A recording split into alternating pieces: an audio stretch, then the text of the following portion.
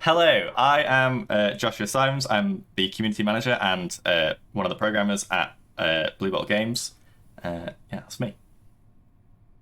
My name is Daniel Fedor. I am the founder of Blue Bottle Games and mostly a developer when I'm not bossing people around. I am Corey. I'm a writer and designer at Blue Bottle Games. Um, I'm Michael. I'm the new hire that gets bossed around at the moment. Woo! And programming, yeah. Programming extraordinaire. I'm Naiba. I help out with some of the ship designs and general design for other things as well. And testing, quality control. Oh yes, a lot of that. Right, it has occurred to me I've forgotten to get a portrait for Michael. If people could just imagine a Michael portrait. I see you shifting them over in real time on the Twitch stream. I don't even know what Michael looks like, though.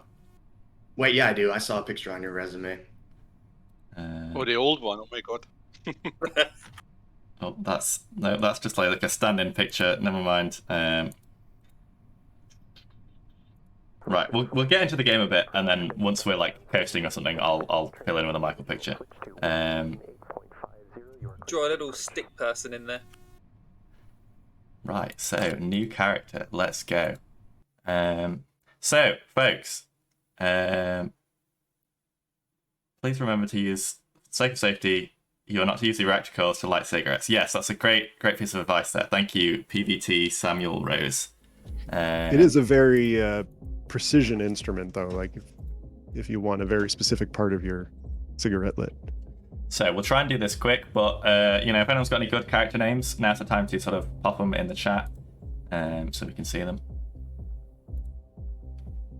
Courtney Elliott looks tough. Yeah, Very tough. This person does look pretty tough. That label 99 is a different booze that we don't have in the game yet, right? That sticker down there? I think so. Actually, is it in the game? I think it is. I am going to check.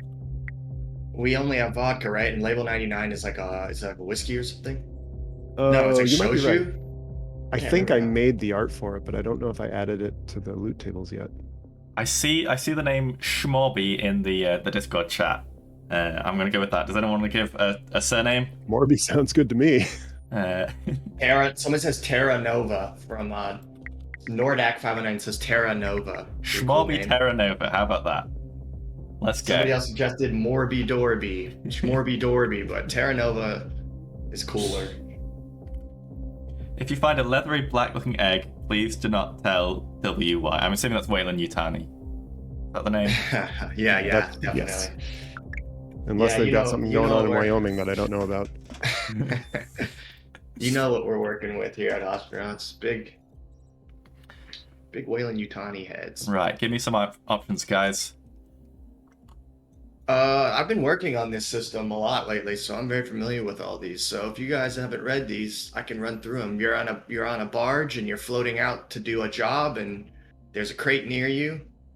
I think we're You actually can going to go either faster hack than it- that. Got the I think whole. we're lightning boom. round. Yeah, just give me an option, guys, in the chat. Just give me an option. Corey, you can keep talking about like what you've been doing though, because that is great to hear. Okay. Well, this isn't in the game yet, but all this stuff's gonna get redone. So there's Jury rig. Let's go. minimum 4 options every time. There's gonna be rebalances, new events in here. Seduce. Let's go. Your age is gonna go up by a year every time. I guess that's already happening, isn't it? It's going to matter more, hopefully. Yeah, you're gonna be able to take some injuries job, in yeah. this section. Like, oh, I decide to cut the crate open, but I burned my hand. That type of deal. You're gonna be able to get new ships, all kinds of stuff. So should we take this one, or should we continue the career?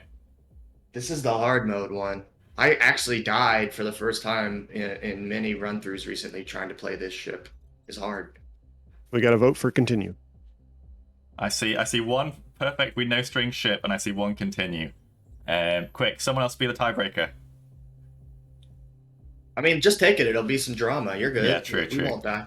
Take For those shape. of you who There we don't go. know about this ship, it ship. has no life support. It's just a can, and you get all the air that's in there, and that's it. And it's not much. Man, I keep thinking that you're going to be dragging something because we've been working on that, but there is no. Yeah. We still just got a normal inventory at the moment. But we're working at the moment on changing the inventory for the next update. So this nice big box you get here, this is going to be a luxury of the past. So get ready, Yeah, everybody. we basically are modeling it after Neo Scavenger's inventory for anyone who played Neo Scavenger. Any Neo Scavenger heads in the chat? Anybody play that game? Ever heard of that? Yeah. Will Dans has played it. So obviously the best part of that game is finding a big bag and putting stuff in it. So we're bringing that to Ostranauts. Actually, already have in our internal builds. And gone are the days of putting a reactor in your backpack.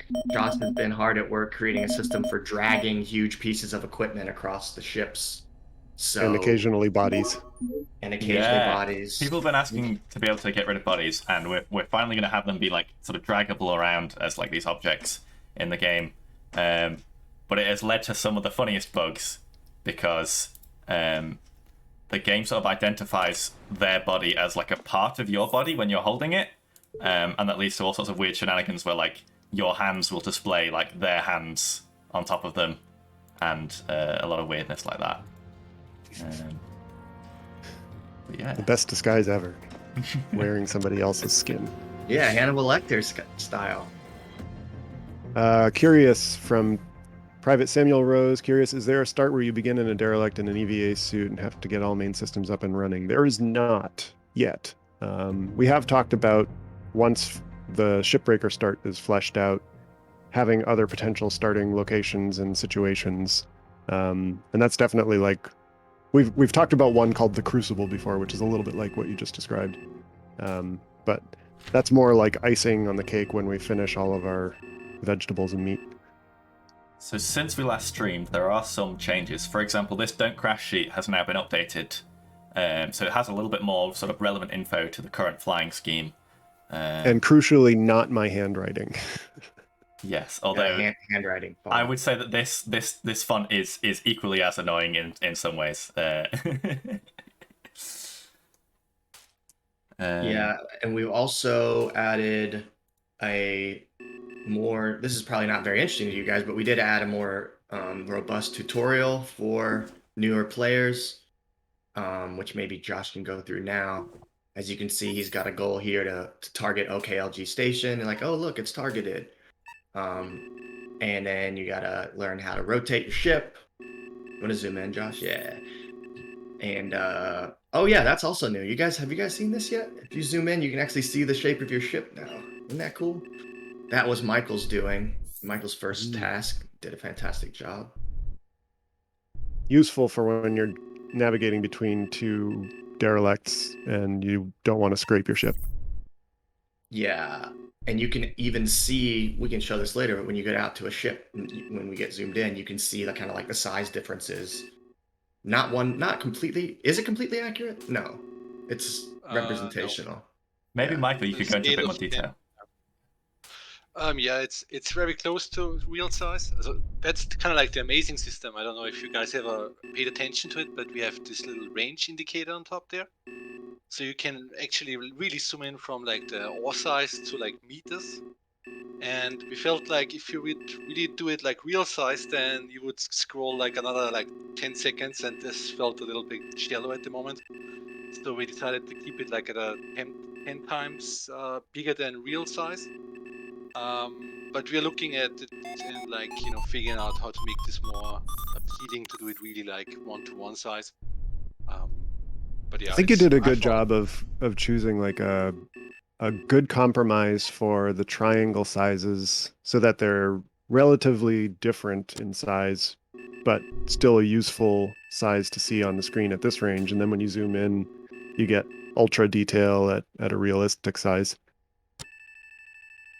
Cool, because once you start to learn the ships, you can like identify them while you're docking. Like I know some of my favorite ships, like the Halberd and you know, the Mesa. I can like recognize them by their silhouette now. It's pretty cool.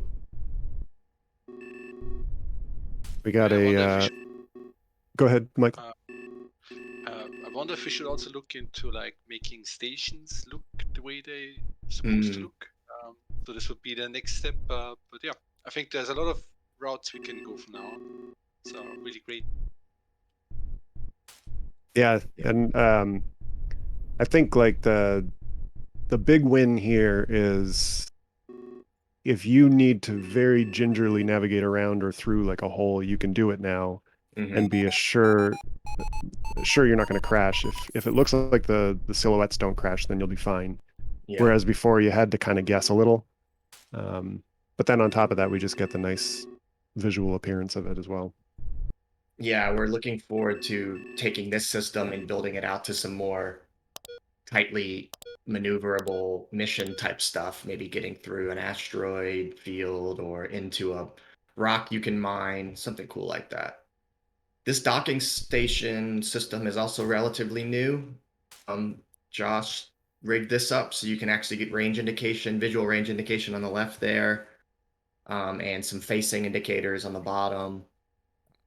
A lot of like multiple indicators, so you're not just reading the instruments. Yeah, I'll try and show off, like, if I spin, you get like a little bit of a better indication that you are facing the wrong way now. Because what we found was some people would like dock like the reverse way that, like, because they would understand the arrows sort of the wrong way than what we were intending. Include an actual naval. He wasn't a captain, but he was an officer who was playing the game, and he was taught his vessel should always go aft in. So we violated nautical law, I guess. Once again, you're standing in the door, you're gonna lose all your air. We have one person on Discord asking if Mike could turn his mic up a bit. Michael, I don't know if you have any more volume left to turn up, or if that's something that Joshua might have to do. Josh can do it in Discord, right click, turn up the user for Michael. Yeah, I've got Michael on about 150 right now. I'll just turn you up a little bit more. Michael, if you just speak so I can tell if it's just like the right amount. Yeah, I'm seeing that my Discord icon pops up all the time, and we had echo issues already like a few weeks ago, so I always move the mic a little bit away, and maybe I forget to put it back. Yeah, I think it's probably better that I've turned it up on my end. If one of you guys can just like confirm. I mean, that sounded a little louder. better. It sounded a little. To me, it sounded okay, but yeah. I'm listening maybe differently than some. We also had a couple other My Kingdom for a Plastic Bag. I remember that comment. It's like in the annals of Neo Scavenger. Bodies, shove them in an industrial blender, preferably in the flotilla, because I'm not cleaning that up. Body disposal is actually on the table. Explosive atmosphere when that is probably the fire update, which is very near the end of the development cycle. How big is the map? It is the entire solar system, like out to the Oort cloud. Real size. Everything's ideally as close to reality as possible. The body melding bug sounds like some expanse stuff with the protomolecule. Yeah, we've had more than one bug in the game that's reminiscent of the protomolecule, including another one that just disassembled every atom of the ship. Let's see. Tutorial for dodging incoming NPC ships. Not yet, unfortunately. Though I think we're probably gonna one of those get good moments. I think. Well, I think we're also, like, more than once we've talked about changing the proximity alarm to be a little bit more sensitive to speed, so that if something is flying in at you, ballistic speeds, it triggers further out than 5K to give you a little bit more time to react. Let's see. Based on roadmap regarding combat, when O11 hits like a freight train, will it be turn-based, dice, or real-time? Funny you should ask. Yeah. We were having a conversation about this just yesterday. So the gut feeling right now is that it's going to be like, imagine the social combat system, except instead of insult, one of the options is throw a punch. And then you click it, confirm, and you throw the punch in real time. And as soon as you have the opportunity to do something again, it pauses and lets you choose. But in between those times, like, other characters will be acting, in parallel with you, so they might interrupt you or like jump out of the way or something like that. So pause and play through the social combat menu is kind of our first dab at it. But we did talk about like what would it look like if it was, use the mouse to aim and click to shoot, or what if it was more like Neo Scavenger, where it's like walk 1 pace forward, walk 2 paces forward, or whatever. And we'll just have to try it and see, which one feels the best. But I think for me, an important thing is that it's not relying on your Twitch dexterity too much, and it's more about like you have time to think and then do what you want to do in the situation. Yeah, there's a lot of stuff that we still love about Neo Scavenger's combat as a team, and then also as a fan personally. We're trying to maintain some of those, even bring some code over if that becomes clear that it's the easiest way to make it fun and interesting. But the stuff that we like, because we don't exactly know what combat's going to look like, but the stuff we like from Neo Scavenger is like how there are a lot of different, well, the main thing is that every fight feels like its own like little story, little narrative. We were just talking about how you kind of always remember your fights in that game, because you're like, oh, like all he had was, he had a gun. I thought he had a gun, and then like turns out he didn't have anything in it, but then he pulled out a bow and I threw my wrench at him, like whatever. There's so many kind of chaotic possibilities, and we want to maintain that idea of like the fights are really kind of specific and not necessarily systemic and twitchy. They're more like narratives, like little narratives. Yeah, giving you lots of opportunity to role play and also be clever with managing the situation that you're in. Yeah, and be surprised, right? Like come out of a fight like, yeah, wasn't expecting that. We all want to play the game and not know what's going to happen. So it's also important to us to be, evergreen surprised by the game. And I guess on a related note, like I just finished porting over pretty much all of the wounds exactly as they work in Neo Scavenger. So like, getting hit on the head and cause a concussion or even traumatic brain damage and kill you. Your wounds can bleed and get infected, and your bones can break, and healing is really slow. We may have some like professional high-tech healing options that make it a little bit faster to heal, but we don't want like magic tech to the point where like you just take a stim pack and you're fine. So that will, just as the ship is kind of like a lot of moving parts and mitigating crises as they arise, your body is also now going to be, its own ship in a way that needs tending to and, dealing with the conditions that are applied to you. Yep, ever more complexity, ever more detail in Blue Bottle games. But I think people really liked that about Neo Scavenger. I really liked that, the idea that you could tend to your wounds and they could get so specific in terms of infections and broken bones and all that. Yeah. So very soon you guys will get your wish. You'll be able to stab somebody with your angle finally grinder, catharsis, or whatever you freaks want.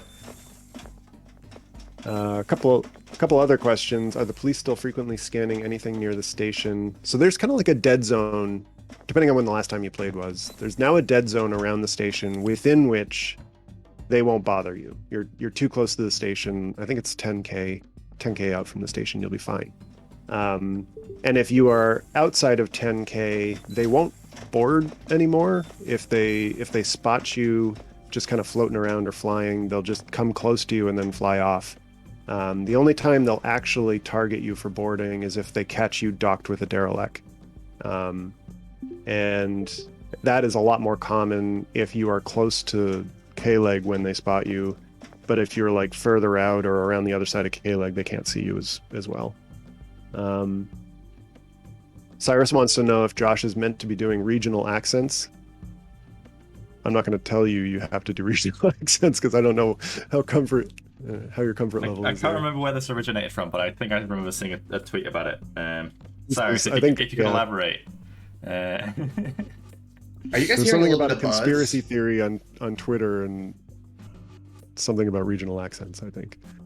Are you guys hearing a tiny buzz, like a little Tiny. zzz? Yeah.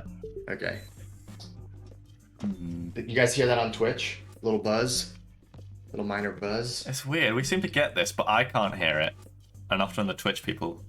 Okay, it's fine. If nobody else can hear it, it's not gonna bother me. Yeah, they say no buzz. Okay. Pretty faint right now. Over on Discord, Mr. Rose wants to know why you don't turn off the alarm and just wing it while drunk on vodka. I assume that's while flying the ship and not doing the stream. I mute the alarm every time at this point. Like sometimes I forget and regret it. Like I'll just be working on something and then I'll just get smacked and I'll be like, oh shit. Yep. But And are bayonets an option for ranged weapons, or is that too OP?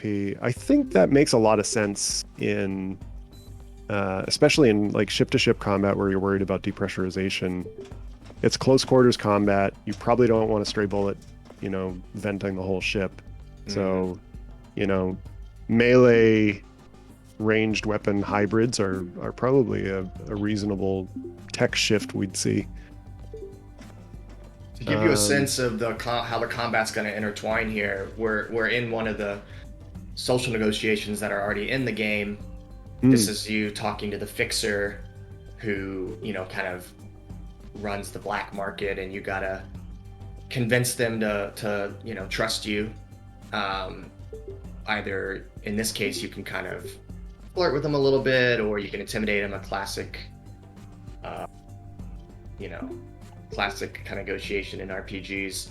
But in the future, you'll also be able to pull out a gun and be like, now let's shoot him in the knee, and be like, what about now? To the extent that'll work, I mean, in this case, I imagine it'd be bad. I'm very get excited to arrested. see how these conversations feel when like physical combat moves are just like part of the mix that you get to choose from. Like every step of the way, you or the person you're talking to could suddenly be like, I'm finished. Yeah. Now I'm attacking you with my shoe. Or the fixer just like snaps their finger and two guards just kind of drag you out. And you're like, wait. I think it's the kind of thing as well where like you could, like, so the move of like equipping your gun would almost, it would be a social move with a really like high security penalty almost, like, and Right. you almost wouldn't be able to shoot until you'd done that, and thus that sort of you're having this emotional effect as you're preparing to attack, and then when you do your attack, you also have an emotional effect then, and that really plays into the combat. Like, and I'm assuming that our combat will be somewhat affected by our own emotional status as well to some degree. I'm not sure how deeply we'll do it yet because we haven't really got into that design-wise. I mean, I think it has to be really deeply entwined, because those are going to be the triggers. Those are going to be the stats we're referring to at all times in these combats, right? Well, I guess we can refer to their body as well. I'm not sure. I think it'll be pretty closely tied, though. You certainly are going to have some emotional impact from getting punched in the head, right? I mean, I would imagine. We did have in Neo Scavenger, there was one hidden emotional stat that governed AI choice of move in combat. And they just had a morale stat. And like you said, Josh, like having a weapon equipped affects that morale, or like using that weapon affects that morale. Being injured affects that morale. If they're sick, their morale is going to be low. And so that basically was the governing factor of, do I attack or do I run? And I think it did a pretty good job. Like the characters usually did something that was plausible, especially like if you really beat down on someone and they started running away. It felt like, oh yeah, this is a person that cares what's happening to them. And if we did no more than just, swap out the morale from Neo Scavenger with the security stat in Ostranauts, maybe it would feel about the same. But there are some other things in there we might be able to tie in as well that makes sense. Nice little recon gig there, right there. Platinum pit payout. They were like, scope out and see if this guy's here, and you just turn around, and he's right there, and you're like, there he is. That's $400. Now, one of the things I've noticed is I have just found a bug. I focused on him with the gig, and now the camera is still on him, and I don't know how to make it not. I think I need to go into social combat with someone else, right? Like, yeah, okay. So, Yeah, just hit tab. Oh, I see. Gotcha. yeah, might want to write that one down, guys. In fact, wait, no. I probably could have pressed home. I forgot that was a button we can press. Yeah. Did you control him? Did you have control No, over no, him? no, no. It was just Okay. because the gig was like focused on him. So now I can buy a license. Couple rapid answers because we're piling up in Twitch chat. Any fines or damages for using the nuclear engines next to stations? I remember reading somewhere that it's against the rules in the game. Not yet, but the consequences milestone hasn't happened yet, and that feels like it would be pretty at home there. We would like that to be the case, though, where like basically up to 4,000 kilometers out from a habitable station, you're not allowed to use nuclear fusion for obvious reasons. And there'll have to be some sort of consequences that make sense there. Yeah, we think about the circle around OKLG now with those satellites as being the kind of like no wake zone or whatever. Yeah, the ATC beacons, like they form like a 4,000 kilometer radius around the station. And so the ATCs are sort of, I guess, navigating ships in as they come in on torch. And then they tell them, like, you know, don't torch up in here because the torch fusion drive in our game, much like the Expanse, is generating a nuclear plume behind you that can really fuck you up if you get in it. So, yeah. Will you be able to use that as a weapon? People will surely ask. Well, ship-to-ship combat is later, so Yeah. we'll have to get to that, I think. Yeah, Josh, maybe you can show the ATC circle here to show what we're talking about. Once you get off, so if off dock. now that I'm backed off, so if you zoom really far out, eventually you sort of get this like hexagon, and those are the sort of the nav beacons that sort of define that this is like the OKLG. I was gonna say airspace, but it's not even that. It's like space. It's like local space. Yeah. Yeah.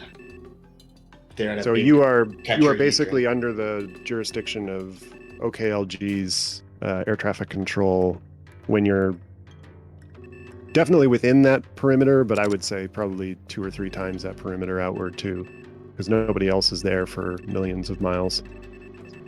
And all of that is on an orbit path you can see here, you know, because OKLG is on Ganymede, which is a big kind of elliptical, well, it's an asteroid, it's on an elliptical orbit that you can see here that passes both Earth and Mars. So they do business when they pass those 2 areas, and later on when we actually put stations and stuff on there, that kind of stuff's going to matter. Like when you want to depart, you can wait until you're in a good part of the orbit and stuff like that. Yeah, it's like your trade routes. There won't be like trade routes in the sense that there's just a dotted line you can follow, but like different times of the year, you're going to have much more trouble getting from point A to point B because of the position of the planets and other celestial objects. And we'll have to come up with ways for you to kind of pick and choose those plots. Let's see. You'd hope the AI would be less inclined to move at several thousand meters per second close to the station. You'd think, and we may have to like revisit the flying AI, but every time I go in there to mess with it, it causes cascading other effects. So I'm reluctant to go in there unless I have to. If you carry over the Dogman fur cape to this game, then that'd probably open the game to Firefly-style Reavers, human skin-covered hull, or something. We will have the supernatural one and supernatural milestone, and which creatures come over will be an interesting question versus which creatures are like space folklore that only exist in space. I think that's going to be a bit of a debate for us to settle, because we do carry some of our legends with us, but there are some legends that are exclusive to space because of the way life is up there. Yeah, the cryptid thing, you know, these stories just develop through conversation and rumors, and misrememberings and stuff, and we want that to have happened in the recent past here. Now that we're a recently space faring and multi-colonized species. So we've already written, well, I didn't, but we've had some talented writers write some of those, including the Mariner, some of you guys may or may not know about, and some other creepy things. So yeah, the supernatural stuff's going to be really, really cool. And Looking just forward to that. Yeah. not the kind of, like, we'll be referencing other things, but it won't be your standard fare in terms of what you encounter out here. It If always kind of possible, I think annoyed it would me. be good to have us, like, the same way that Neo Scavenger references real world cryptids that aren't owned by Disney or somebody. Right. I think we would do the same, but like Mars isn't little green men, even though Right. there are probably a lot of people that believe that. And maybe there'll be hints that, something like that happened there a long time ago, but more modern kind of legends like the Liska on Europa that live under the ice sheets, or definitely like hauntings and ghosts and like ruins and things like that seem very in line with the lore. Yeah, definitely. It always kind of annoyed me in The Expanse how they're so technical about some things, and then when it came time to introduce their fantasy, they're just zombies, and Mm. they just call them like vomit zombies, at least in the book. And it's like, come on, guys, gotta work a little harder than that. Like, Well, there's some truth to, like, if we eventually run into a disease that turns humans into shuffling, sore-covered, vacant-eyed people, everybody's going to just call them zombies, for right? sure. Like, Yeah. that's just a lightning rod term that we're just going to apply to anything vaguely zombie-like, even if that's not technically what they are. So we have to be prepared for that. But I am looking forward to exercising our creativity a bit there. Did Yeah. Joshu just run into the smallest ship in the game twice Twice in a row. Yeah, and it's Yeah. the same ship. It's the same ship he's on. It's like worse versions of the ship he's on. Well, spare parts then. There you go. You didn't. Here, Um, I can read these Top of your questions head, for you, Josh. Dan, and you can answer them. Okay. I say that, and there's so many that. we have a bit of a backlog, so. Okay, here we go. Let's see. We're gonna go with. Oh, this was PVT talking about combat here. They were worried about WASD and mouse since that'd be more work and limited and hold back role playing. They say, I would love to throw my Weber welding tool at a dude's head in EVA combat to crack his visor, causing a leak. I mean, that's not out of the question even in the turn-based combat we're talking about. In fact, that's Yeah. more possible. Maybe that's what you're referring to. I think the thing we can say there is that your concerns are mirroring our concerns. So Yeah, hopefully totally. we'll arrive at a place that you're pretty happy with, because it sounds like, we want the same kind of dynamic situations to arise, and time for you to enjoy them and not like miss your chance to click. So Cyrus asks, Dan, does that mean we can get the Blue Death thing, which I think is the name? Is that the name of the disease? the blue rot. Yeah, the blue rot. So definitely there's nothing like technically prohibiting that from happening. Someone could carry the virus to space. The question is, will it happen? Like, will we make an excuse for that to happen? And I wouldn't say no. I wouldn't say yes for sure either. Like, it's definitely worth keeping like on our table of options. Just like smallpox is technically eradicated in North America, they've got more than one sample of it living in labs across the continent, just in case. I don't know if they want to, weaponize it or study it for future reference, but Plus, I have know, it, so. well, yeah, we required that when we hired you. Any chance of an update on the Supernatural? Just updating the Ostrakon here. I guess we already talked about that, but the Supernatural milestone is 13, so we are on 10. So we're doing wounds, and then we're doing combat, and then we're doing, I think, more ship parts, and then we're doing supernatural. I think that's the order. Maybe crossbows for boarding, less chance of a blowout. Dan, what do you think? It's certainly possible. I'd have to go look at what the force of a crossbow bolt plus the mass is like compared to the speed. You know, basically a bolt is a lot heavier than a bullet, even though it travels less quickly. Is it just as likely to pierce the side? We don't know. I'd have to Or run like some how math on that. likely is it? How likely is it to like shatter? Maybe it's built to shatter. You know, like hollow points do or something. Yeah, it's a possibility too. We've definitely had a crossbow conversation or two in recent history, so And we I looked wouldn't up say no some to that either. builds. We looked up some builds on YouTube of guys who had made like full-on tactical, like operator-style crossbows, which were pretty sweet. Yeah. Just in case anybody wants to see it, I'm going to paste a link in both chats to an image on. This is directly from our Steam store page, but it's a quick snapshot of the roadmap. So that way, if you want to kind of look at it for reference, should now be in both chats. Somebody else says you could use one of those plastic filament launching guns. I don't know what that is. Do you?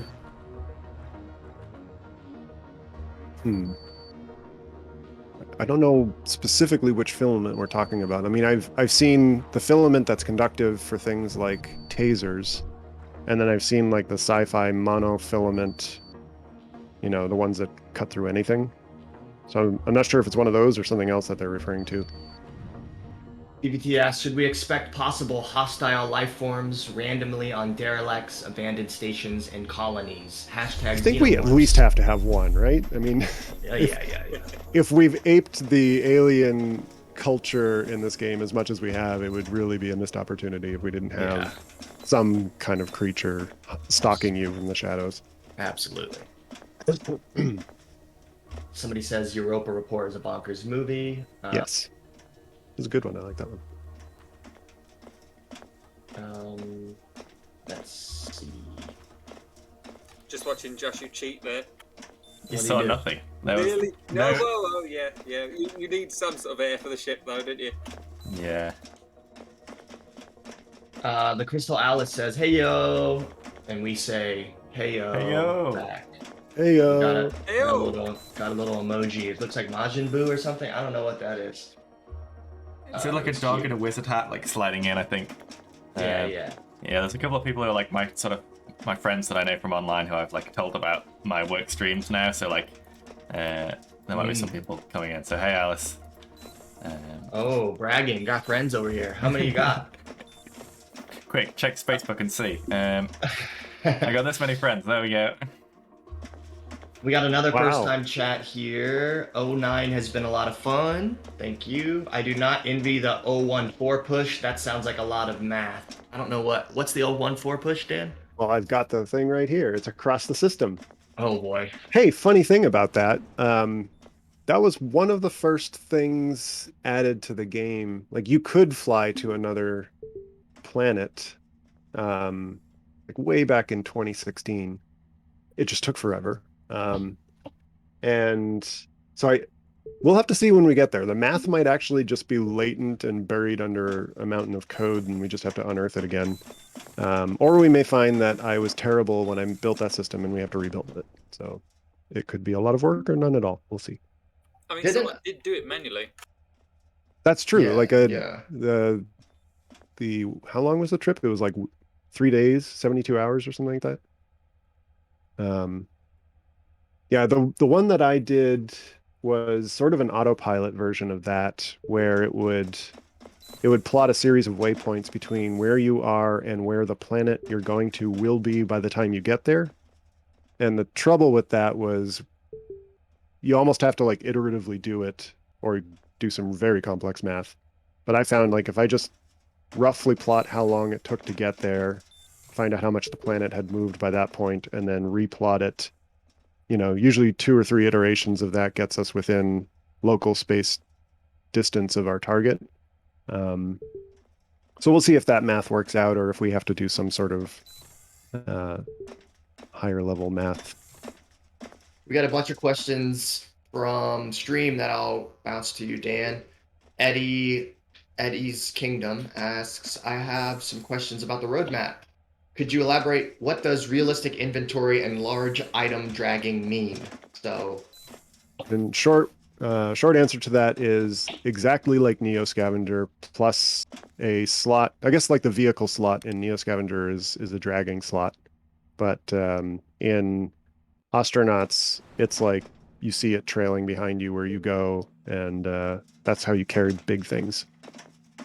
so right now in the build that Josh is on, if you hit I, you just see you have a pretty big inventory that's just available to you. But that was always just a hack, right? Like, because the idea is, how could you be carrying this thing, you know, whatever it is, a giant air conditioner or whatever.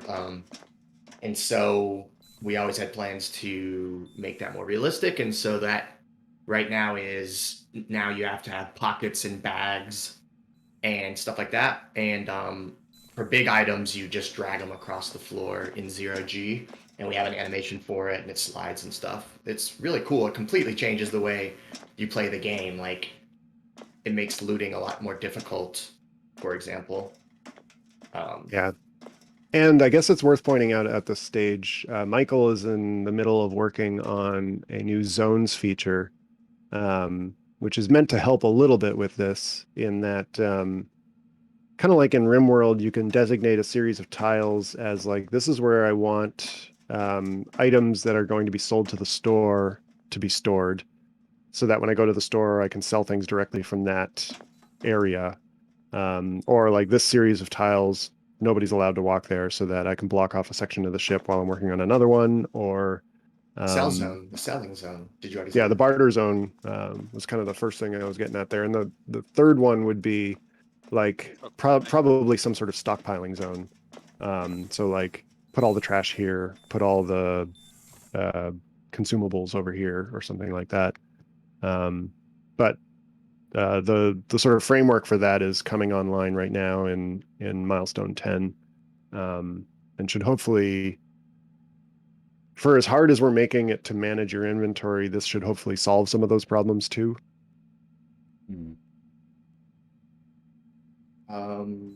Another question here. How would you imagine ship-to-ship comms? How does it work? Is it going to be like using lasers that send data stream, like in The Expanse? Because radio singles still would take a while to reach, plus can be intercepted. So there's, I think for a short range and low priority, that's probably the tech we would assume in this world as well. So light speed is a limiter, and you could be hours or days until you get your message across the system. However, we do have a science fiction company in the game. I'll look up what they're called just while I'm saying this. But they've basically designed a zero latency SMS or like phone texting service.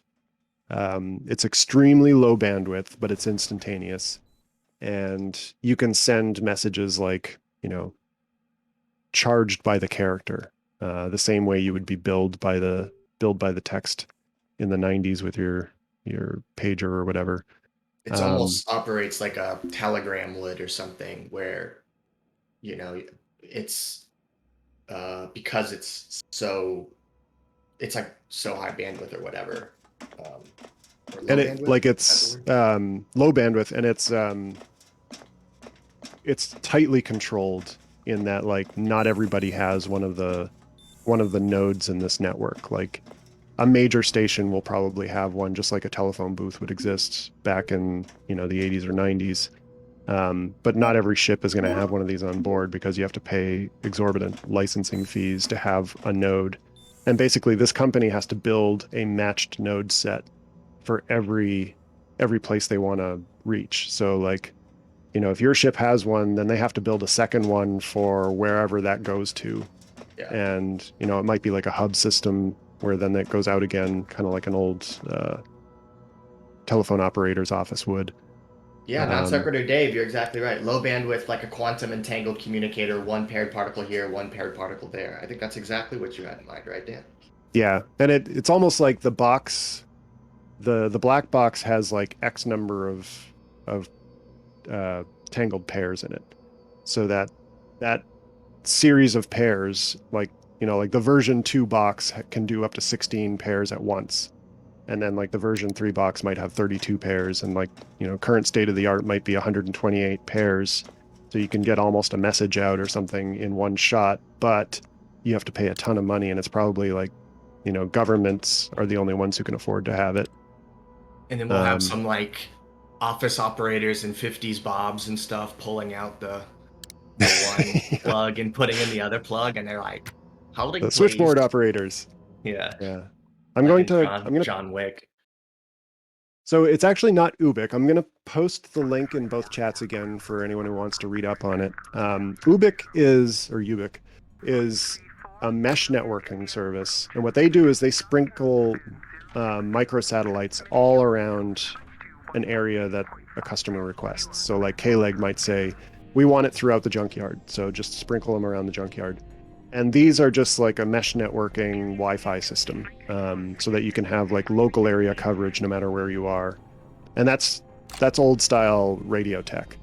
But I'm going to butcher the pronunciation here, the Zhuangzi or Zhuangji phenomenology, they're the black box operators who are like the AT&T, they'll charge you $40 per text message to go instantaneously from point A to point B anywhere they have a network node. Yeah, Dan's got his physics background, and he knows how to use it. And how to abuse it. Since we're talking about quantum entanglement, I'm definitely abusing it.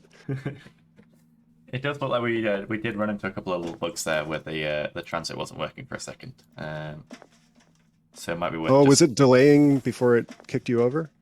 I think we run into a null at some point, and then because of that, it just wasn't transporting me or something. So we'll have to watch that back and just see what happened. I think someone else might have tried to use it. Yeah, I run into that sometimes where it's like I have to wait for them to reach transit before it triggers for me. But if it's hitting a null, that's different, I think. But how is long range travel going to work? Because even with conventional engines, it'll still take months. Is it going to be like your character is going to be suspended in animation? How do you arrive at your location? I mean, yeah, we talked about this. So the time. fusion drive in Ostranauts is very similar to the one proposed in The Expanse, which is basically like a maximally efficient fusion torch. And what that means is you can sustain on the order of like 1 to 2 Gs of acceleration for like days at a time, sometimes weeks at a time, depending on your fuel reserves.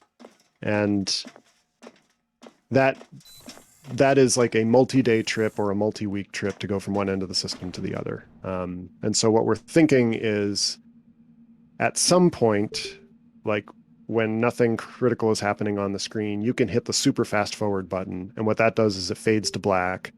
And then it says something like 16 hours later, and then it brings you back for like the next interesting thing that happened on your way there. Like you ran out of food, or your fuel reserves ran dry, or something hit your ship and now you have to deal with that. And then you deal with all of that, and then you can hit super fast forward again, and it's like 3 days later, and then you might just arrive at that point. Because we don't want people to have to just sit and wait.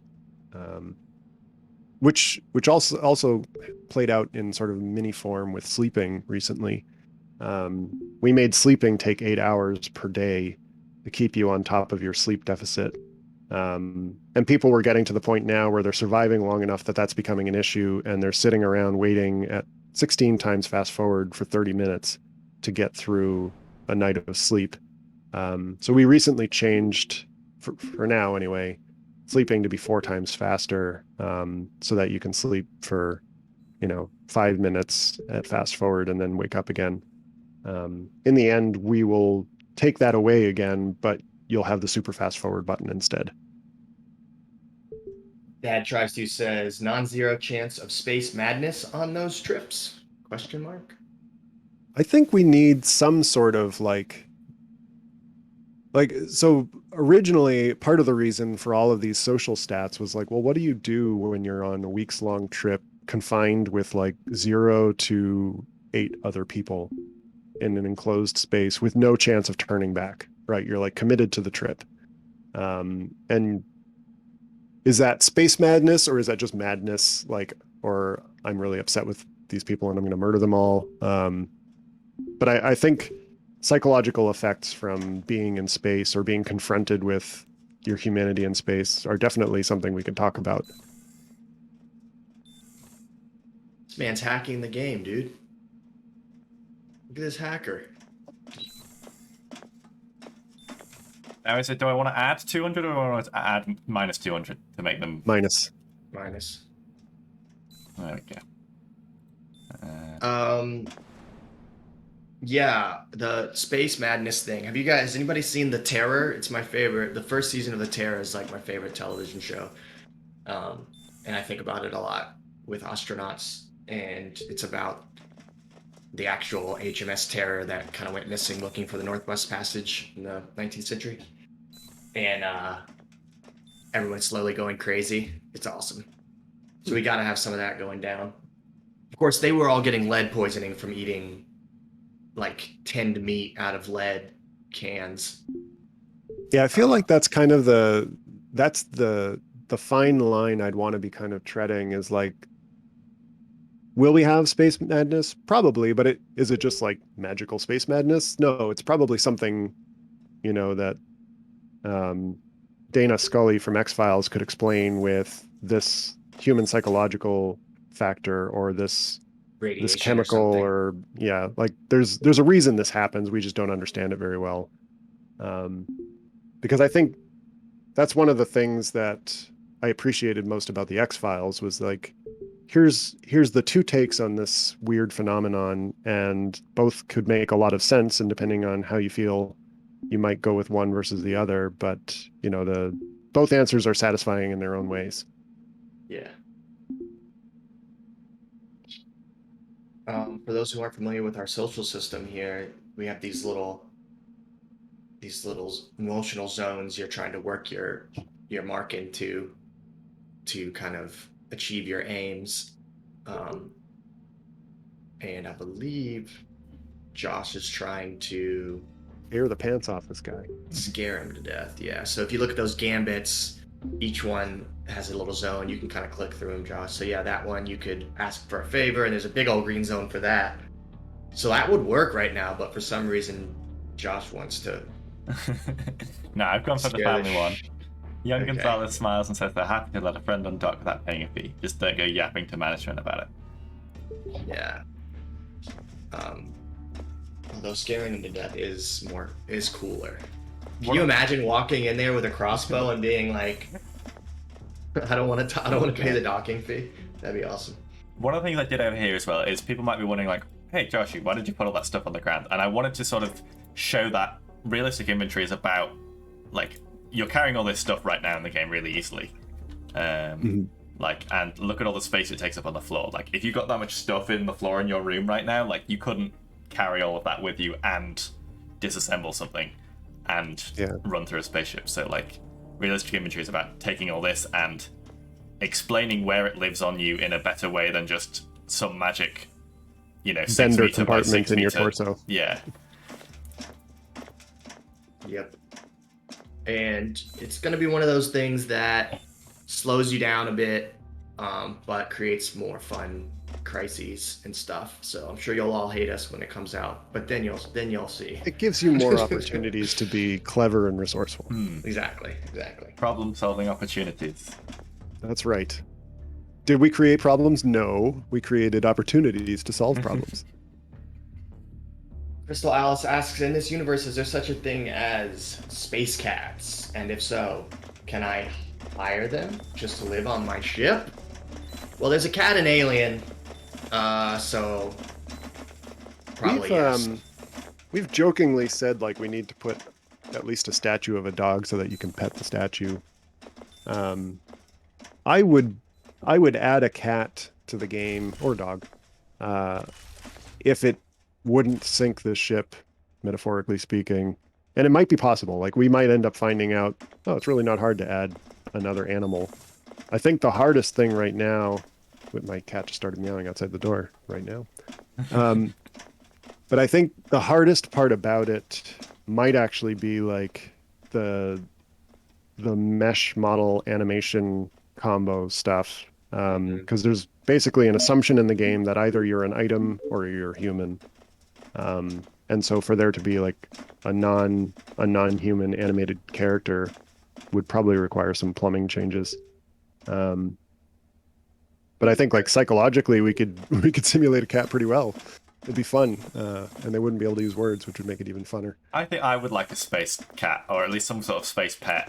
You know, like maybe it's a Lusker or some other weird, you know, non-familiar creature, but something you can like, you know, you can care about that isn't a human, and that can sort of give you a nice little emotional boost without needing as much, you know, food and stuff. I'm willing to devote some time and budget to at least investigating if it's possible.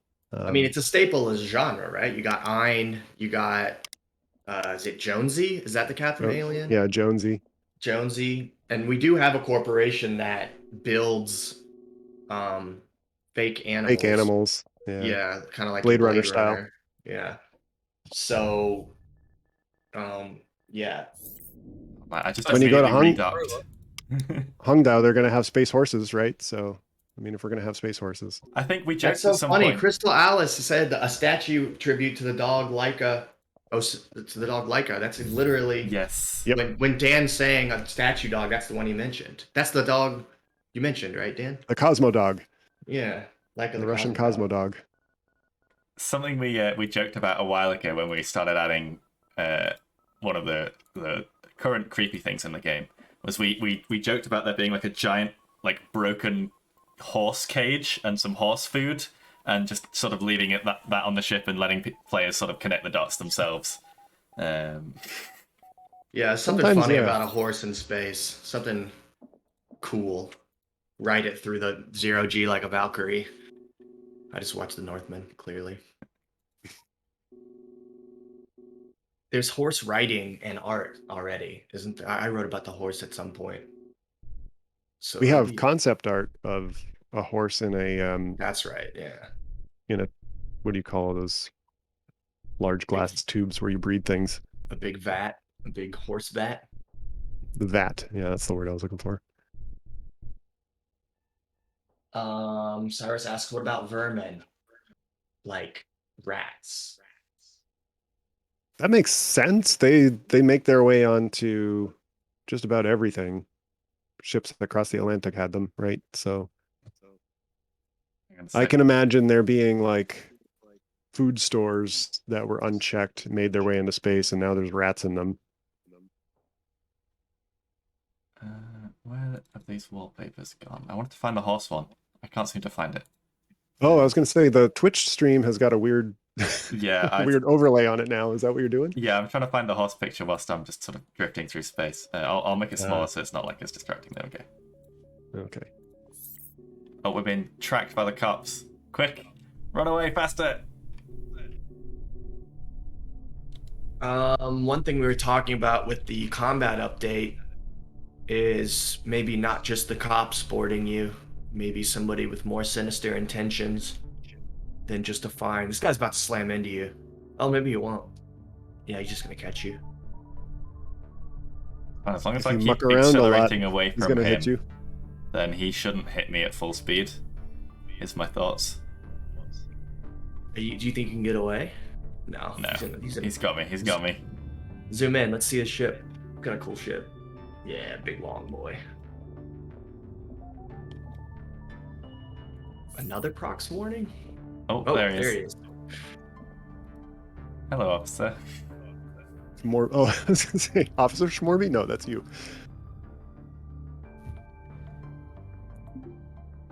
This is another classic Ostranauts negotiation. Convince the cops to go about your business without making them too oppressed or scared. So if they drop down low in autonomy or security, they'll kind of blow up at you. Alright, you're gonna have to give me that. What's the pro strategy here? The pro strat, I would start I would start by trying to scout them a bit, but hinting the top one's never too bad. The name drop your manager contact. That's like calling in a favor, basically. Okay, they're terrified if they're quivering uncontrollably. In fact, they're probably about to blow up on you. I would raise their security somehow. Let's see. Can I do that? I don't think I have the right moves for About that. listen or nod. Yeah, one of them does, I think.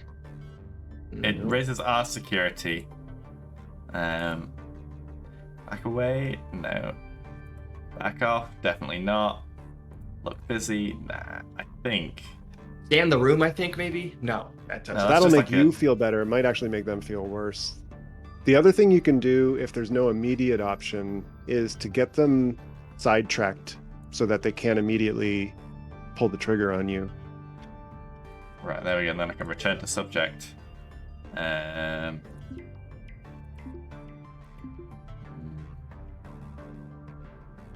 Oh, you have a salvage license. Oh, yeah, I do. show I them do. that. Let's share. Examines it a minute and hands it back. Make a note of the exchange. They thank us for our time. Turn to leave. Whew. Good job. They're Managed as to happy live. they didn't confront you as you are. Yeah. They're Yeah, like they got a cool bears, you ship. know? They're as scared as you are of them. You mean spiders? Yeah, bear spiders.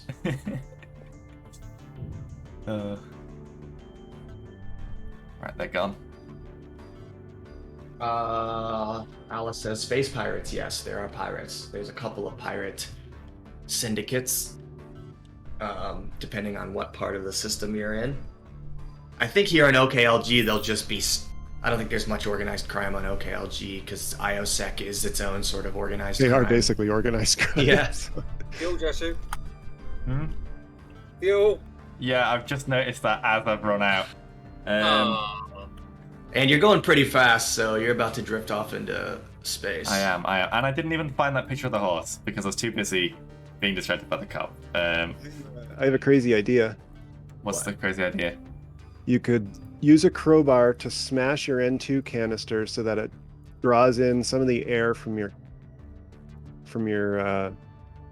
what do you call it, cabin, and then repair the canister. Or actually, I don't even know if you need to repair it then, because then it'll continually suck air from your cabin as the intake regulator is drawing it through the N2 canister. Try smashing your N2 canister so it has a leak. Wait, he might just have an extra. That's a cool. I mean, we should do that anyway because it's cool. But he might just You're ruining have. my dramatic moment, Corey. I know. But he might just have an oxygen tank. Oh, he doesn't. Never mind. Yeah. No, I don't. So, right. So the plan is. What is the plan? You only have one shot at this. Don't smash it entirely. So I need to break this canister, but not too much. Just a little bit. Right. It's Just going so to be it gets sucking a your leak. oxygen out. Is it What's- damaged yet? No, it's got to be in the damaged state. Right? You want to bring up the X overlay? That's a good idea. I think that Yeah, okay. it's right. okay.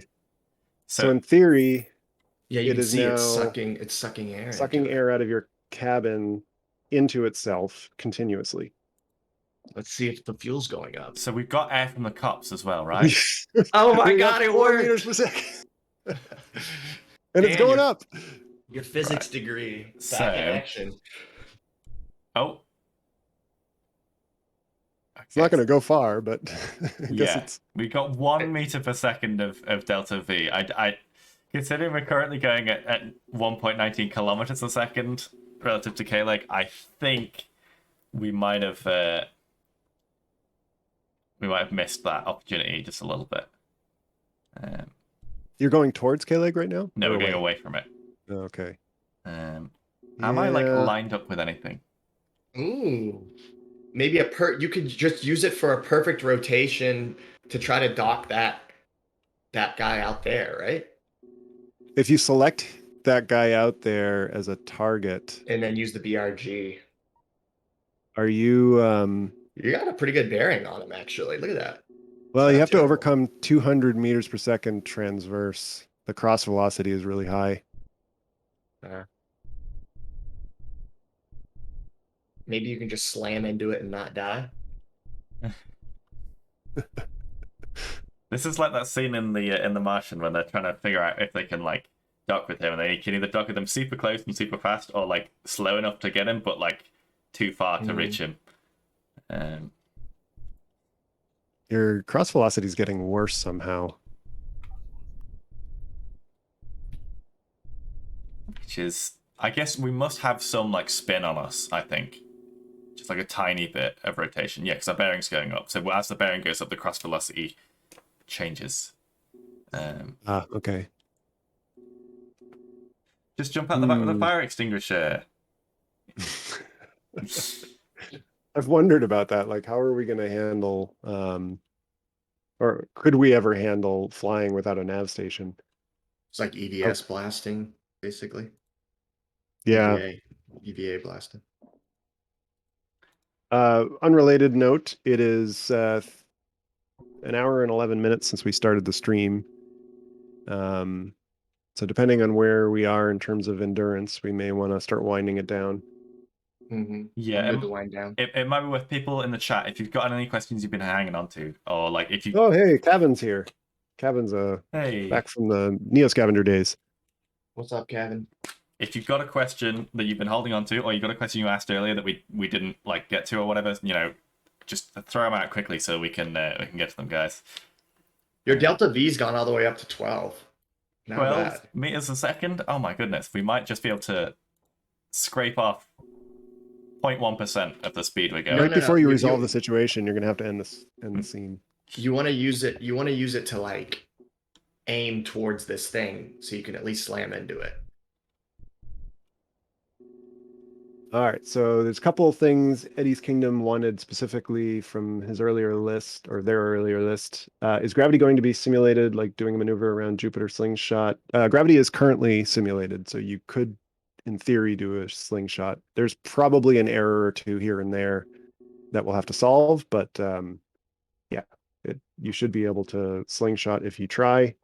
Are there going to be mega corporations? I think there are.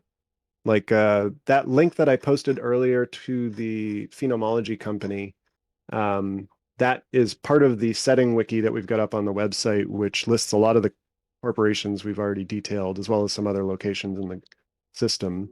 They're not like traditional megacorps of like post-capitalist like. Well, Testudo is Earth like, dystopia. I was gonna say Testudo is kind of like the Japanese Zaibatsu, where like they make everything from canned peaches to televisions and spaceships. Right. I guess I think about it more like the Gilded Age or something, or like, you know, where there are very few companies and they all have monopolies. You know what I mean? Like you know, like there's whatever, the Rockefeller companies or something. I'm just sort of hovering over the different items so you can see the different company names. Oh, that too, yeah. Halverson, Orang, Weber, Gott, Phoebus. The intention, like from a design point of view, is that these corporations feel somewhat like Blade Runner or Alien universe stuff. Yeah. So that's what we're going for, if that answers the question. Is there going to be an actual AI, like personal AI, that is trying to help you? I don't know yet. Like, we've talked about, like, what if there are add-ons to the nav station to help you fly, which is less like an AI and more like an autopilot. But we've also talked about, like, what if a nav station had an AI dumped in it, and like somehow you were able to interact with it as if it was like a human using the social combat. I think those things are possible, but like that might be a really big bite to chew on top of everything else, which is already a lot of work for us to accomplish. So people are talking about megacorps in the chat. Yeah, I didn't want to imply that there's no corporations or anything. We think very deeply about the kind of like corporate world, and that's one of the very first pieces of lore Dan insisted on, was like, what are the companies here? What do they make? Because like in Neo Scavenger, that's what makes a world feel alive, a capitalist world anyway, that there's these corporations making things. So yeah, we have a whole brand sheet with all kinds of stuff on there. for sure. Related to that, Kevin was asking, is there a bigger role for actual governments on gameplay in the future outside of just bothering you with police and taxes? And definitely I see like no-fly zones becoming a thing. Like if you mess with the law in K-Leg too much, you might just become persona non grata there, and not be able to go there without being immediately arrested or even shot at. And I have also wanted the sort of NPC contacts and enemies system to be working in the background at some point in the future, where if you have an enemy that has consequences attached to it, and if that enemy is working for a powerful government or corporate entity, then they have more resources at their disposal. I think that kind of stuff would be a lot of fun to play with as a developer, but also as a player, where like I have to watch where I'm going around these people.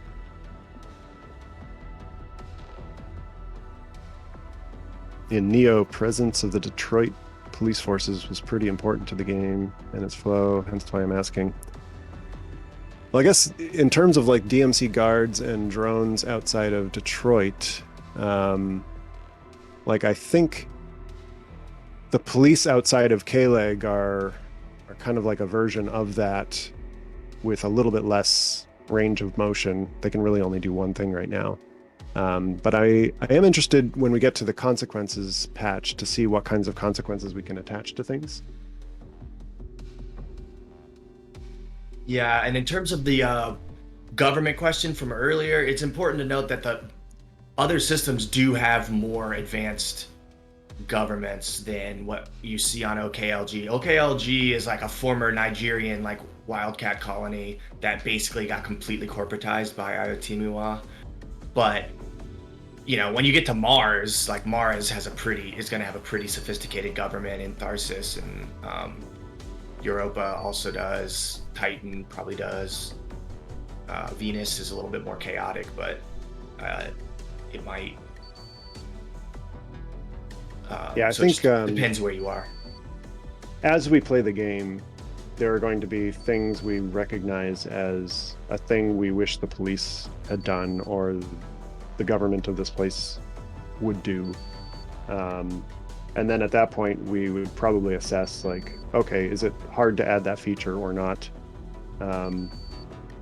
Because I think in some cases, it's better to wait for the need to arise and then add it as opposed to trying to predict the need we might have and adding it and then not end up using it in the end.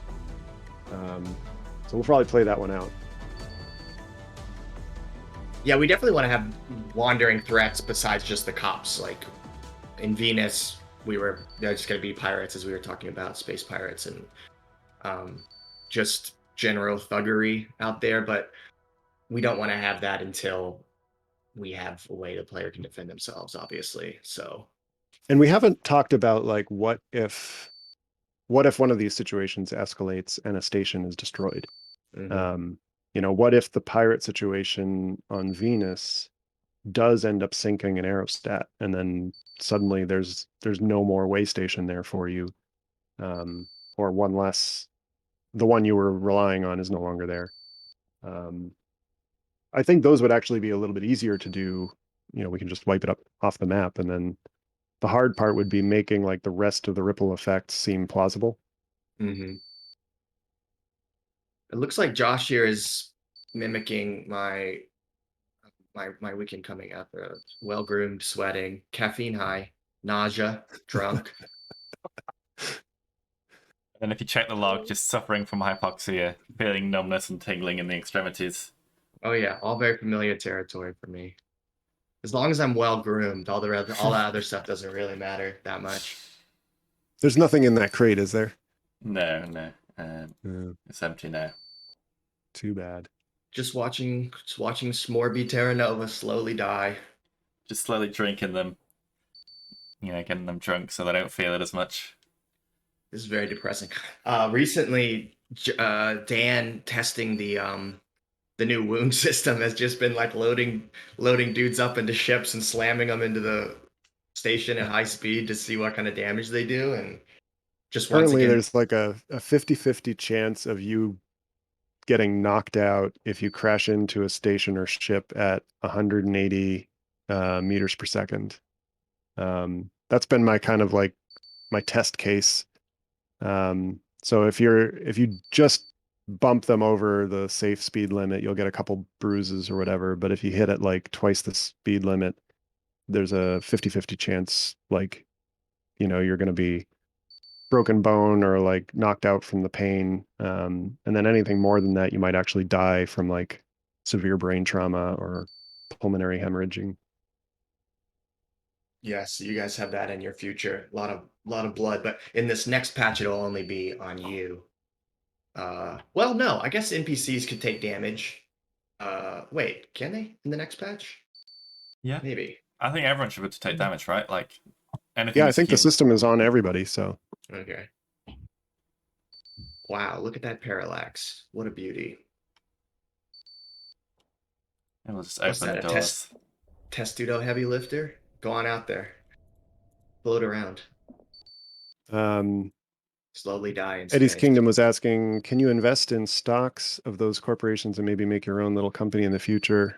I'm going to say probably not. Like the economic side of things would be a ton of work to do right. And I feel like you're leaning into capitalism there, where this is kind of like a game where if you play the capitalism rules, you lose. Like this is more like everybody's already staked their territory in the solar system, and if you try and play by their rules, they're going to win because they've made the rules. So you're trying to kind of eke out a survival in between all of these governments and corporations. You're looking for the blue sea instead of the red sea places to play. Just floating around, drinking vodka in space and slowly dying. This is what we have to offer you guys. Sudanese Nuts asks, what engine is this made in? It is made in Unity. That is the engine. Yep, Unity 5.6, in fact.